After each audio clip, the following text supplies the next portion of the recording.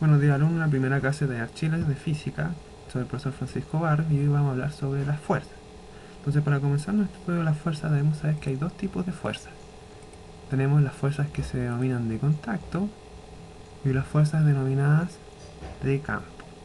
¿Cuál es la diferencia entre ellas? Las fuerzas de contacto, como se puede apreciar en los siguientes dibujos y como su nombre lo dice, son fuerzas que existen solo cuando dos cuerpos están tocándose uno al otro.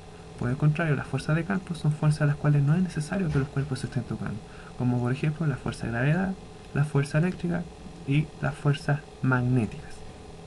Ahora bien, la persona que, por decirlo de alguna forma, comenzó el estudio de una manera formal y definió su comportamiento fue el señor Newton a través de las leyes que hoy se denominan leyes de Newton. Ahí está una foto de él. Pero antes de entender sus leyes debemos entender que es una fuerza.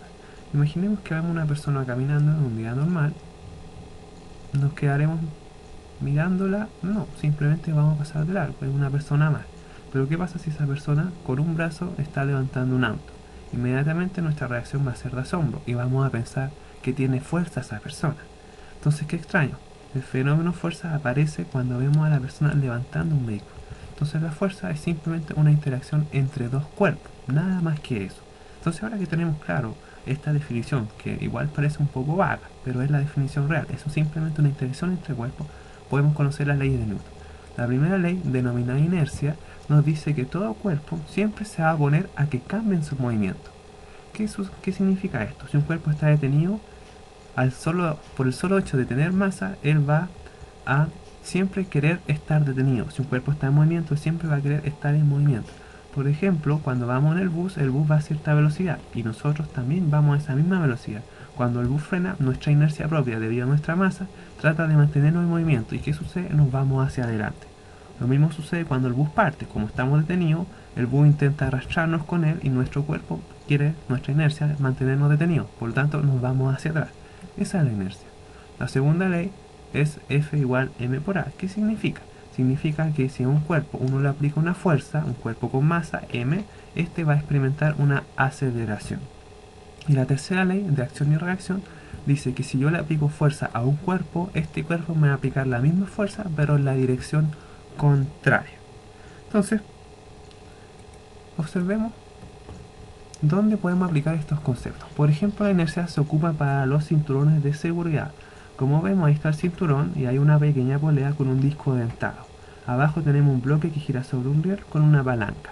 Cuando el vehículo frena muy bruscamente, el bloque de abajo va hacia adelante debido a que frena y la inercia del pivote de la vara trata de mantener esa vara sin cambiar su movimiento. Por lo tanto, la vara se curva trancando el cinturón. Eso hace que el cinturón se sienta duro y no nos peguemos contra el vidrio o la persona no salga volando para afuera y se muera.